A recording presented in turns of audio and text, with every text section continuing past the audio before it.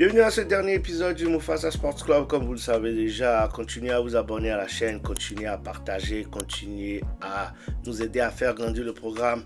Merci du soutien indéfectible que vous accordez à la chaîne. Nous allons débuter cet épisode en félicitant Ousmane Dembélé pour le ballon d'or qu'il a obtenu en ce début de semaine. Félicitations une fois de plus à Ousmane. Très belle saison. L'année dernière avec le Paris Saint-Germain, ballon d'or entièrement mérité. Félicitations aussi à Lamine Yamal qui finit deuxième de ce classement et qui n'a qu'un avenir radieux devant lui. On espère qu'il ne connaîtra pas de blessures assez dévastatrices pour ralentir sa carrière. Il a vraiment un avenir assez impressionnant. Ce gamin de 18 ans qui finit à 18 ans deuxième du ballon d'or. Franchement, félicitations une fois encore à lui aussi et beaucoup de chance pour cette saison pour ces deux protagonistes et bien entendu Kylian Mbappé aussi qui est très bien lancé au cours de cette saison et j'espère qu'il pourra obtenir ce ballon d'or, pourquoi pas à la fin de cette saison. Alors nous allons maintenant débriefer les matchs de ces championnats majeurs qui se sont écoulés. Nous allons commencer par la première ligue où les Reds de Liverpool se sont imposés 2-1 face à Everton. Hugo Ekitike, une fois de plus buteur, qui continue sur sa lancée et très bon début de championnat pour Ekitike. Burnley qui a fait match nul face à Nottingham Forest. Nous avons aussi West Ham qui continue ce début de saison assez compliqué en perdant face à Crystal Palace à domicile, un but à 2. Les Spurs de Tottenham qui font match nul face à Brighton, 2 buts partout. Leeds United qui bat Wolverhampton 3-1. Manchester United qui bat Chelsea dans l'un des derbys de ce week-end, 2-1. Chelsea qui, ma foi, Enzo Maresca, le coach des Blues de Chelsea, a beaucoup à se reprocher au cours de cette rencontre, à mon avis. Je pense qu'il a fait preuve d'un manque de lucidité et de sang-froid après le carton rouge de Sanchez. Il n'y avait pas raison d'opérer des changements aussitôt.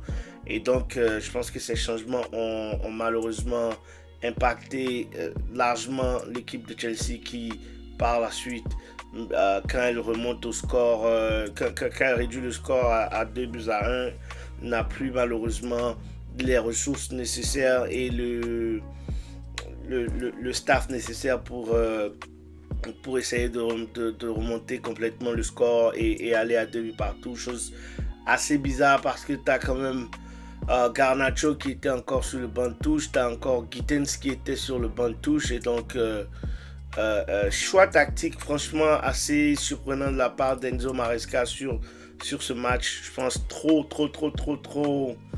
pressé de faire des réajustements tactiques après la perte de Roberto Sanchez. Tu avais toujours tes 4 défenseurs et donc je trouve qu'il aurait dû continuer quand même, ne serait-ce que sur une bonne dizaine, quinzaine de minutes avant d'opérer des changements. Mais là, il opère 2 changements du coup très rapidement. Et bien évidemment, si les choses s'étaient passées autrement, le débat aurait été complètement différent. Mais bon, ce n'est que mon avis par rapport à ces choix tactiques d'Enzo Maresca. Belle victoire United qui se donne une bouffée d'air et qui avait quand même réussi d'une manière ou d'une autre à se faire peur avec le carton rouge de Casemiro aussi. Fulham qui s'impose 3-1 face à Brentford. Bournemouth qui fait match nul face à Newcastle. Sunderland match nul aussi face à Aston Villa et la grosse affiche de la soirée du week-end en Première Ligue, Manchester City qui fait match nul face à Arsenal avec un premier but d'Erling Haaland, les Citizens qui se font rattraper en toute fin de rencontre par les Gunners grâce à Martinelli une fois de plus qui vient du banc de touche et qui marque un but à la dernière minute pratiquement pour arracher le point du match nul aux Gunners qui se confortent en deuxième position à égalité de points avec Tottenham et Bournemouth en ce début de saison. Liverpool bien évidemment assez confortable en première place avec 15 points sur 15 possibles. Très bon début de saison des Reds de Liverpool qui ont déjà 5 points d'avance sur le deuxième en première ligue et qui commence à creuser l'écart. Manchester City qui est déjà malheureusement à 8 points des Reds de Liverpool. Ça commence à devenir assez compliqué pour les Citizens cette année en termes d'espoir au titre. La première ligue se joue tous les week-ends.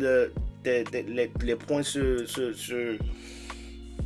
valent en première ligue et un écart de 8 points peut malheureusement être déjà fatal pour les Citizens si Liverpool continue sur les lancers. Mais bien évidemment, nous verrons bien comment la suite de ces championnats, de ces matchs se déroule. Alors, en Liga espagnole, nous avons bien évidemment les ténors, le Real Madrid qui s'impose 2-0 face à l'Espagnol. Bien évidemment, Kylian Mbappé encore en une forme olympique en ce moment. Un golasso de malade inscrit par Kylian et un autre golasso, une patate d'Eder Militao qui revient pleinement dans cette équipe du Real Madrid et qui est pratiquement une recrue de plus puisqu'il était absent, lui et Dani Carvajal, toute la saison dernière. Ces gars qui reviennent booster encore la défense du Real Madrid et qui apportent cet ADN du Real, cette grinta, cette force physique et mentale à cet effectif, à ce vestiaire madrilène. Très bonne recrue entre guillemets pour le Real Madrid, c'est retour de Secador en défense, Dani Carvajal qui est vraiment l'âme de cette équipe en ce moment. Les matchs sont complètement différents bien évidemment quand il est sur le terrain, et Militao, comme je l'ai dit dans l'une de mes vidéos, qui forme une charnière centrale assez intéressante avec Dean Huijsen qui continue de s'imposer dans cet effectif du Real Madrid. Carreras, ma foi, latéral gauche du futur du Real, très bon latéral que j'adore beaucoup et qui même en cette journée de championnat, pendant cette semaine qui opère un match pas trop encore où il a joué au milieu de terrain pour cette victoire du Real face à Retafe aussi. Et donc, très belle performance des Madrilènes qui continuent de trotter en tête du championnat, bien évidemment.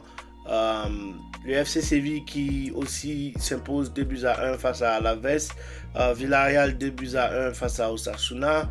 Valence qui s'impose face à l'Athletic Bilbao 2-0. Le Rayo Vallecano qui fait match nul face au Celta. Le Real Mallorca qui fait aussi match nul face à l'Atlético Madrid. Elche qui s'impose face à Oviedo.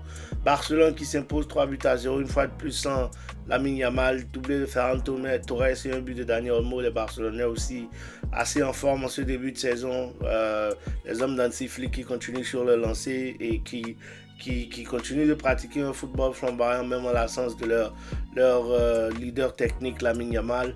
L'Athletic Bilbao qui aussi fait match nul en ce début de 6e journée de championnat face à Gérone, comme je le disais. Le FC Séville qui a perdu face à Villarreal et le Real, une fois de plus, qui bat Levante 4-1. But de Kylian Mbappé, premier but de Franco Mastantuono avec la Casablanca, doublé de Kylian. Vinicius Junior qui se remet en forme avec un but et une passe décisive. Les Madrilènes qui prennent provisoirement 5 points sur le Barça avec le Barça ayant bien évidemment un match en retard, et nous verrons bien l'évolution de ce championnat. Nous allons ensuite aller vers la Bundesliga et le Bayern Munich qui continue de régner en maître incontesté sur cette Bundesliga avec assurément une victoire encore face à Hoffenheim 4-1 ce week-end. Triplé d'Harry Kane avec 2 buts sur penalty et Serge Gnabry. Les Munichois qui sont dans une forme olympique en ce début de saison et bon vent à eux. Fribourg qui bat le Werder Bremen 3-0. Mayence qui bat Augsbourg 4-1. Leipzig qui s'impose 3-1 face à Cologne. Eintracht Francfort qui perd face à l'Union Berlin 3-4. Bayer Leverkusen qui fait match nul face au Borussia Mönchengladbach et Borussia Dortmund qui s'impose face à Wolfsburg 1-0. Et les Munichois qui sont en tête avec 12 points. suivi du Borussia Dortmund à 10 points et le RB Leipzig à 9 points. Harry Kane déjà 8 buts dans ce championnat bavarois. Très bon début de saison d'Harry Kane avec le Bayern Munich. Et en Italie, nous avons... Qu'est-ce qui s'est passé en Italie? Nous avons le Napoli, Naples qui continue leur carton plein sans faute de ce début de saison en s'imposant face à Pise 3-2. L'Inter Milan qui s'est imposé face à Sassuolo 2-1. Calcio Come qui s'impose, les hommes de Cesc Fabregas qui s'imposent face à la Fiorentina 2-1. Le FC Parme qui fait match nul face à Cremonense. L'Atalanta Bergame qui s'impose face au Torino. L'AS Rome dans le débris de Rome qui s'impose face à la Lazio. AC Milan un peu plus tôt en ce week-end qui fait une bouchée de l'Udinese 3-0. Bologne qui s'impose face au Genoa et la Juventus Turin qui opère la mauvaise opération du week-end avec ce match nul face à l'Hellas Vérone. Et donc les Napolitains qui continuent leur sans faute comme je le disais et qui sont en tête de ce championnat italien, cette série A en ce début de saison. Et bien évidemment en Ligue 1, nous avons l'AS Monaco qui cartonne le FC Metz 5-2. Le Paris Saint-Germain qui, avec beaucoup de blessés, perd au Classico face à l'Olympique de Marseille. Très belle victoire des Marseillais qui ont marqué très tôt dans ce match et qui s'imposent face aux Parisiens qui étaient bien évidemment sans Ousmane Dembélé, Désiré Doué.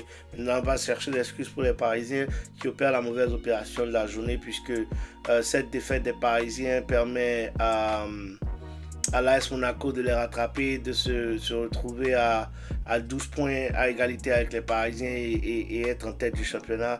Monaco qui, comme je l'avais dit, avec ce début de saison, je pense qu'ils seront l'un des outsiders du Paris Saint-Germain cette saison.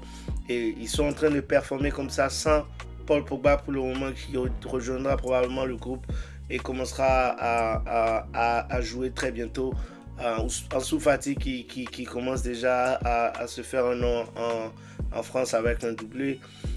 Auxerre qui bat le TFC Toulouse 1-0. Strasbourg qui s'impose face au Paris FC 2-3. Brest qui s'impose face à Nice 4-1. Lens qui étrie les Lillois 3-0 avec un but du revenant Florian Thauvin.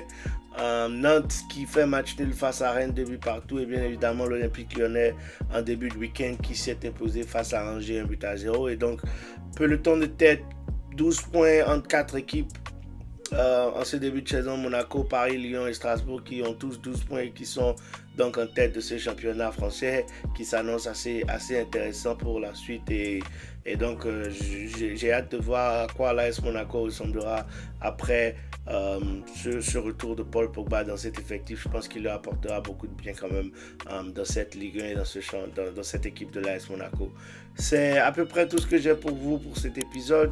Continuez à liker, continuez à partager les vidéos, continuez à commenter les gars et puis on continue d'essayer de faire grandir la chaîne et vous vous portez bien. Je vous prends au prochain épisode. Ciao.